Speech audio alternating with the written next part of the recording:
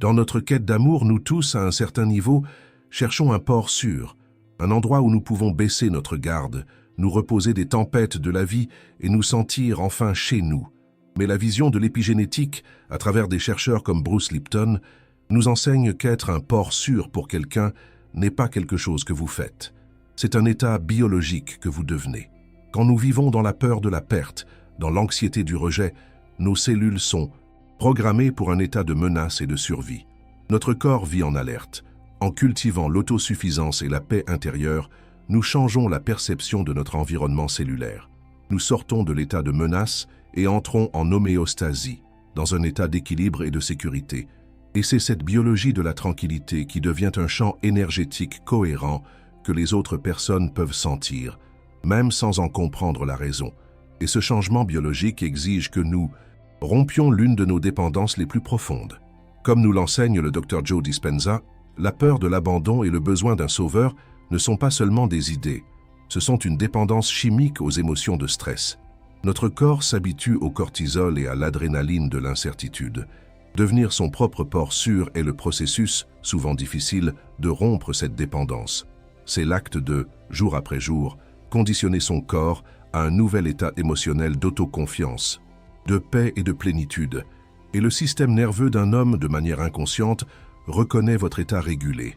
Il lit votre calme comme un véritable refuge biologique et se sent, par une loi de la physique, attiré par cette cohérence dans un monde de chaos. Et cela nous amène au grand paradoxe du port, la question centrale qui guidera notre voyage d'aujourd'hui. Pourquoi, au moment exact où vous cessez d'avoir besoin de lui comme votre port sûr, devenez-vous le port qu'il craint le plus de perdre? La réponse que nous allons explorer avec l'aide de la profonde sagesse de Carl Jung est que, en faisant cela, vous changez fondamentalement votre position dans la danse énergétique. Vous cessez d'être un bateau effrayé, cherchant refuge contre la tempête, et vous devenez le phare lui-même, solide sur ses fondations, avec une lumière qui vient de l'intérieur, guidant non seulement vous-même, mais tous les navires qui naviguent dans l'obscurité. C'est une invitation à cesser de chercher des abris et à commencer à construire notre propre phare intérieur. La construction de notre port sûr intérieur commence par la fondation, par le premier pilier, le quai. Et le point de départ de cette construction est la douleur de l'auto-abandon. Pensez à votre réaction instinctive lorsqu'une tempête émotionnelle surgit en vous. L'anxiété, la tristesse, la colère. Quelle est votre première impulsion? Pour la plupart d'entre nous, c'est de fuir. C'est l'impulsion de prendre le téléphone, d'appeler quelqu'un, de chercher une distraction, de paniquer. C'est l'acte de, au moment exact où une partie de nous a le plus besoin de notre présence, nous l'abandonnons. Nous laissons notre enfant intérieur seul dans le noir, pendant que nous courons dehors à la recherche d'un sauveur. Nous commettons une erreur invisible mais profonde lorsque nous croyons que la force réside dans le fait de ne pas sentir ou de surmonter rapidement une émotion inconfortable. C'est une forme de violence contre notre propre âme. La vraie force, la fondation d'un port inébranlable, réside dans la capacité de s'offrir une présence compatissante et inconditionnelle au milieu de sa propre tempête. C'est le courage de rester, de sentir, d'être le témoin aimant de son propre inconfort sans avoir besoin de réparer ou de fuir. La psychologie de Carl Jung nous donne un nom pour cette capacité, continence émotionnelle. Il ne s'agit pas de réprimer, ce qui serait comme essayer de contenir l'océan avec un mur de sable. Il s'agit de, patiemment, construire un récipient intérieur, un quai assez fort pour contenir ses propres eaux. C'est développer la capacité d'être l'espace sûr où ses propres vagues émotionnelles peuvent se briser avec toute leur force, sans causer une destruction généralisée dans sa vie. C'est apprendre à être le port pour sa propre mer. Si l'idée que votre plus grande force réside dans l'apprentissage à accueillir et non à lutter contre vos propres émotions, résonne en vous comme une vérité libératrice, je vous invite à vous abonner à la chaîne et à donner votre like. C'est un geste qui nous aide à continuer à construire ensemble cet espace de renforcement intérieur. L'invitation ici est à un petit, mais radical, engagement de 5 minutes avec votre âme. La prochaine fois qu'une émotion accablante surgira, avant de réagir en pilote automatique, essayez de faire quelque chose de différent. Asseyez-vous dans un endroit sûr. Réglez une alarme pour seulement 5 minutes. Et faites-vous une promesse à voix haute ou dans votre cœur, Je ne t'abandonnerai pas. Je resterai ici avec toi et ressentirai cela, en sécurité, pendant ces 5 minutes. L'intention n'est pas de souffrir, mais plutôt de pratiquer l'acte de ne pas s'abandonner. Chaque fois que vous tenez cette promesse, vous enfoncez un autre pilier de béton dans la construction de votre quai intérieur. La métaphore symbolique de cette pratique est celle du gardien de phare. Un gardien de phare, lorsque la pire tempête approche, ne court pas sur la plage pour lutter contre les vagues. Il ne crie pas contre les vents, il fait le contraire. Il monte au point le plus haut et le plus sûr de sa structure, le sommet du phare. Et là, au milieu du chaos, il allume calmement la lumière.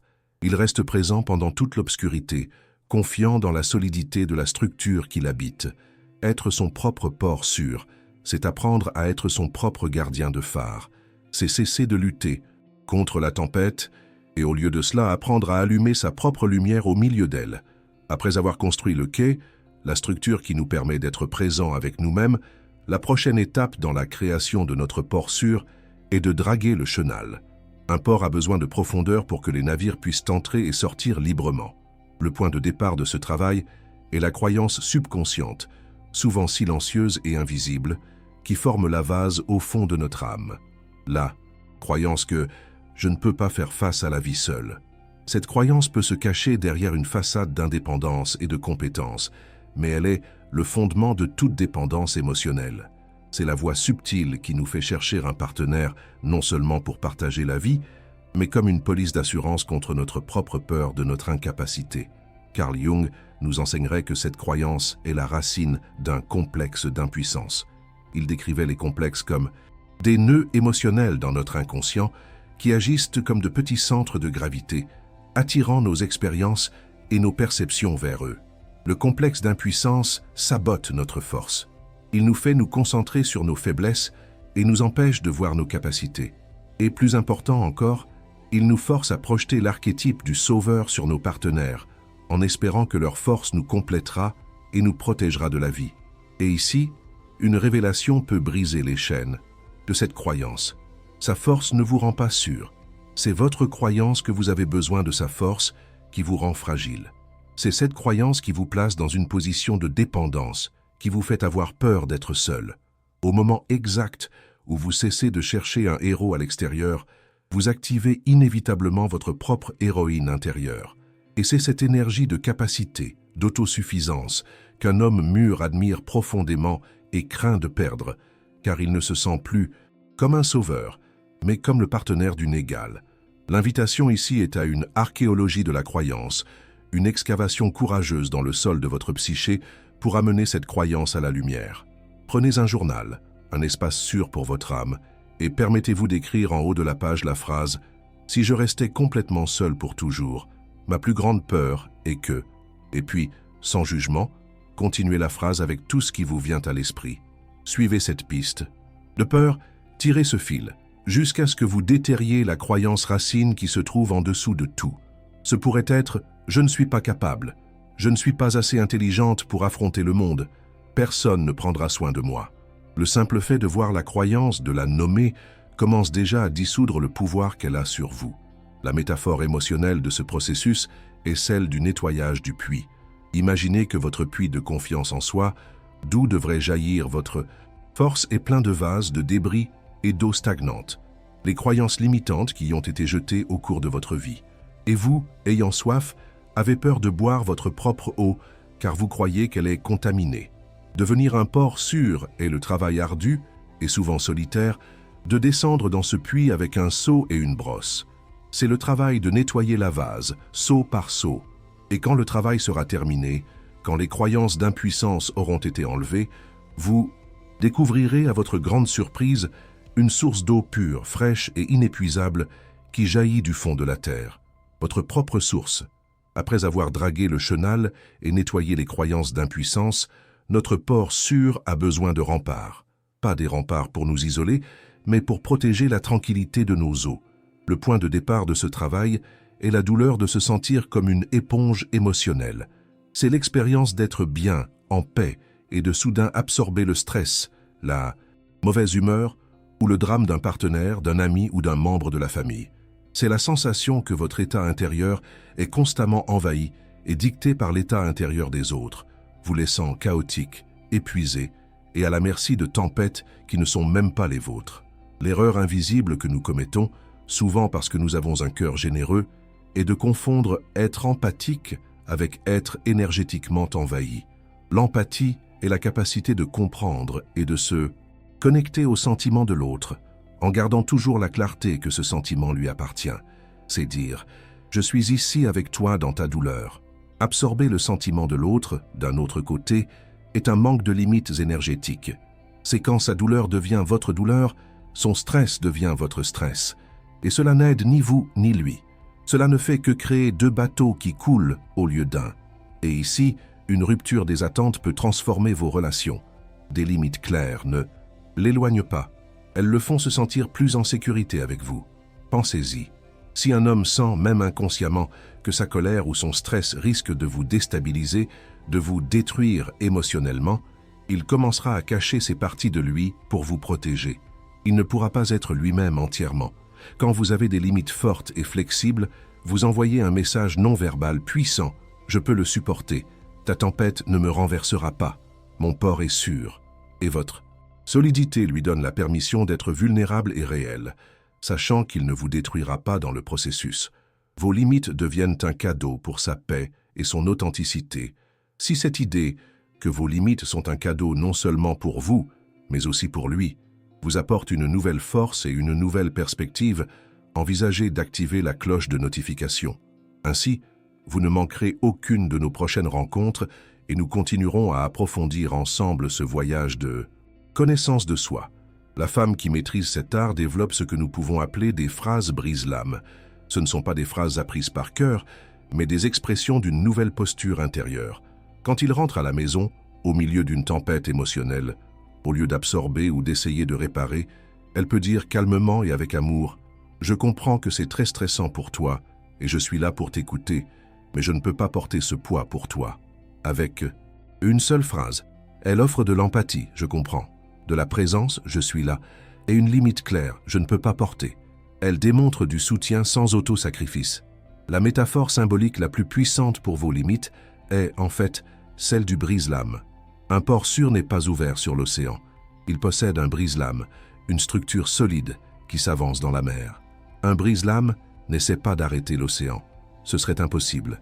Il se positionne de manière à ce que la force brute des vagues se dissipe en le touchant, garantissant que les eaux à l'intérieur du port restent calmes et sûres pour les bateaux qui y ancrent. Vos limites énergétiques sont ce brise-lame. Elles honorent la force de ces émotions, sans jugement, tout en protégeant de manière non négociable votre propre paix intérieure sacrée. Un port sûr, pour être véritablement un refuge, ne peut pas être un lieu stérile et vide. Il doit avoir sa propre vie. Le point de départ de ce secret est la douleur subtile de l'autonégligence qui se produit dans de nombreuses relations. C'est quand, lentement et sans s'en rendre compte, la relation devient le centre de notre univers social et de divertissement. Les passe-temps sont laissés de côté, les amitiés deviennent moins fréquentes et la vie semble perdre sa couleur lorsque l'autre n'est pas présent. La douleur ici est celle de la perte de soi, de devenir un satellite qui ne brille que lorsque la lumière de l'autre est pointée vers, soit en oubliant que l'on peut être un soleil. Pour être un port sûr pour soi-même et par conséquent pour les autres, vous devez avoir un écosystème intérieur riche et vibrant. Dans la psychologie jungienne, nous pouvons appeler cela cultiver le jardin de l'âme. Vos passions, vos intérêts, votre spiritualité, vos amitiés profondes, ce ne sont pas des luxes ou des distractions. Ils sont la vie de votre port. Ce sont les marchés colorés, les temples silencieux, les artistes et les izinset, musiciens qui habitent et donnent couleur et vitalité à votre monde intérieur. Un port sans cette vie n'est qu'un mouillage fonctionnel, pas une destination désirée. Et ici réside l'une des révélations les plus importantes sur le magnétisme personnel. Plus vous avez besoin de lui pour vous sentir heureuse et comblée, moins vous devenez intéressante à long terme. Plus vous vous nourrissez de vos propres sources, plus vous tombez amoureuse de votre propre vie, plus vous devenez magnétiquement attirante. Un homme n'est pas charmé par un port vide et fonctionnel, qui n'existe que pour le servir. Il est charmé et fasciné par un port qui est déjà plein de vie, de musique et de mystère, un lieu si vibrant qu'il se sent honoré d'être invité à en faire partie. Si l'idée de devenir un port si plein de vie qu'il vous enchante, avant tout, vous-même, résonne avec votre âme et vous inspire à investir dans votre propre monde intérieur, je vous invite à donner votre like à cette vidéo et à vous abonner à la chaîne pour que notre port ici continue aussi à fleurir. La femme qui maîtrise cet art pratique ce que nous pouvons appeler des rendez-vous secrets avec l'âme. Une fois par semaine, elle programme un rendez-vous non négociable et sacré avec elle-même pour faire quelque chose qu'elle aime profondément et qui n'a absolument rien à voir avec son partenaire. Et le secret réside dans le secret. Elle ne ressent pas le besoin de raconter, de poster ou de transformer cette expérience en une histoire pour l'impressionner. Elle garde cette expérience comme un trésor qui lui est propre, une source d'énergie qui n'appartient qu'à elle. Cet acte d'avoir une vie intérieure riche, qui n'est pas entièrement partagée, crée une aura puissante d'autosuffisance et de mystère. La métaphore émotionnelle de cette pratique est celle de la ville portuaire. Certains ports ne sont qu'un mouillage fonctionnel. Un quai en béton, une station-service. Un navire peut s'y arrêter pour se ravitailler et réparer ses voiles, puis il repartira sans regarder en arrière. D'autres ports, cependant, sont des villes portuaires vibrantes, des villes pleines de marchés exotiques, de temples anciens, de rues avec des musiciens et des artistes. Un navire peut s'y arrêter avec l'intention de simplement se ravitailler, mais il sera si charmé et surpris par la vie palpitante de la ville qu'il désirera y ancrer plus longtemps, explorer ses rues et rêvera toujours d'y revenir. L'invitation est la suivante. Cessez d'être seulement un mouillage fonctionnel. Commencez à construire votre magnifique ville intérieure. Maintenant que vous avez construit votre quai, dragué votre chenal, érigé vos remparts et cultivé la vie dans votre ville portuaire, nous arrivons à l'effet que cette transformation provoque chez l'autre. Le point de départ ici est la dernière grande peur qui peut nous saboter. La croyance que, pour garder un homme, nous devons être nécessaires, peut-être même un peu dépendantes. C'est la peur que si nous devenons totalement autosuffisantes, il deviendra obsolète et nous quittera. C'est le paradoxe de la femme forte qui craint que sa force, au final, ne la condamne à la solitude. L'erreur invisible que nous commettons avec cette peur est de sous-estimer le besoin profond que l'âme masculine a de stabilité et de paix. Le monde extérieur, pour un homme, est souvent un champ de bataille. Il exige de lui qu'il soit fort, compétitif, résolu et fréquemment tourmenté à l'intérieur, pour pouvoir survivre et prospérer. Il vit dans un état de fer constant. Ce à quoi il aspire le plus, à un niveau que souvent même lui ne comprend pas, n'est pas une autre personne à gérer ou un problème à résoudre, mais un espace de profond repos pour son âme. Et ici réside la rupture des attentes qui consolide votre pouvoir. Il ne craint pas de perdre la femme qui a besoin de lui. Cette dynamique, basée sur le besoin, est fragile et peut être remplacée. Ce qu'il craint, avec une force viscérale, c'est de perdre l'état d'être qu'il ne peut expérimenter qu'auprès de vous. Votre calme régule son chaos. Votre paix ancre son anxiété. Votre force intérieure l'inspire à trouver la sienne. Vous perdre, par conséquent, n'est pas seulement perdre une compagnie, c'est perdre l'accès à une version meilleure et plus calme de lui-même, une version qui n'émerge et ne se sent en sécurité que dans votre champ énergétique. La psychologie appelle cela la co-régulation affective. Nos systèmes nerveux conversent dans un langage silencieux, en deçà du niveau de la conscience. Lorsque vous devenez une source constante de régulation et de calme, un véritable port sûr, son système nerveux se habitue à cet état élevé de bien-être. Votre présence devient un diapason qui aide le sien à trouver le ton juste de la paix. L'idée de vous perdre, alors, n'est pas seulement une pensée triste, elle est ressentie par son corps comme une menace neurologique, la menace de retourner en permanence, dans la tempête intérieure dont il aspire à se réfugier. La métaphore finale de cette dynamique est celle du capitaine et de la boussole. Un homme mûr est le capitaine de son propre navire. Il est fort, il est courageux, il sait comment naviguer et comment affronter une tempête. Il n'a pas besoin que vous teniez la barre pour lui. Mais au milieu de la nuit la plus sombre, de la tempête la plus violente, quand le ciel et la mer se fondent en un chaos difforme et qu'il perd toutes ses références, quel est l'instrument auquel il fait le plus confiance? La boussole. Vous, en devenant votre propre port sûr, devenez sa boussole. Non pas parce que vous lui dites où il doit aller, mais parce que, dans votre présence calme et centrée, le nord de sa paix, de sa clarté et de sa vérité redevient visible. Il ne craint pas de perdre le navire. Il est le capitaine et a confiance en sa capacité à le manœuvrer. Ce qu'il craint vraiment, c'est de perdre sa boussole et de rester pour toujours à la dérive. Et ainsi, à la fin de notre voyage de construction, nous arrivons au cœur de notre pouvoir. En devenant votre propre port sûr, vous accomplissez une étape fondamentale dans le voyage que Carl Jung a appelé l'individuation. Vous cessez de projeter sur les autres l'archétype du sauveur, car vous, à travers votre propre voyage intérieur, l'intégrez en vous-même. Et c'est à ce moment, selon Jung, que vous devenez la partenaire idéale pour son individuation. Votre stabilité lui permet d'explorer en toute sécurité ses propres profondeurs, d'affronter ses propres tempêtes. La peur que son âme ressent de vous perdre et la reconnaissance que votre présence est devenue essentielle, non pas pour sa survie, mais pour son propre et héroïque voyage pour devenir complet. Cette stabilité que vous cultivez, cette sensation d'être un port sûr, crée un motif qui se répercute au-delà de vous, comme nous l'enseignerait une vision inspirée par Gregg Braden. Votre état intérieur de paix et de sécurité crée un motif fractal, un hologramme de cohérence. Votre relation et sa réaction à vous ne sont qu'un reflet, une projection de ce motif. Il craint la tempête sans vous, parce que la conscience du champ qui vous relie sait que vous perdre, c'est perdre l'accès à ce motif maître d'ordre et de paix au milieu du chaos du monde. Tout ce voyage, alors, nous laisse avec une réflexion finale qui déplace l'axe de notre quête de sécurité. Toute notre vie, nous nous demandons, avec anxiété, comment puis-je le faire rester? L'invitation ici est d'abandonner cette question qui naît du manque, et à sa place, d'adopter une question qui naît du pouvoir. L'âme souveraine se demande « Comment puis-je devenir un foyer si sûr, si beau et si nourri pour moi-même, que toute âme qui y ancre se sente profondément bénie d'avoir trouvé cet endroit ?» La première question engendre l'anxiété. La seconde engendre le pouvoir. Pour sceller notre temps ensemble, je laisse une métaphore de clôture.